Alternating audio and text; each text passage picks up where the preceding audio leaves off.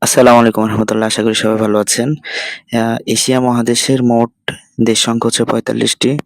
দক্ষিণ এশিয়ার মোট দেশ সংখ্যা হচ্ছে ৯টি। আজকে আমরা দক্ষিণ এশিয়ার মোট ৯টি দেশ মনে রাখার সহজ একটু উপায় শিখব। সহজ উপায়টি হলো বাপ-মা, বুভাশ্রী আপা নেই। বাতে বাংলাদেশ, পতে পাকিস্তান, মতে মালদ্বীপ, ভুতে ভুটান, ভাতে ভারত, শ্রীতে শ্রীলঙ্কা, আপাতে আফগানিস্তান, নেতে নেপাল, রস্বইতে ইরান। ধন্যবাদ। সবাইকে ধন্যবাদ।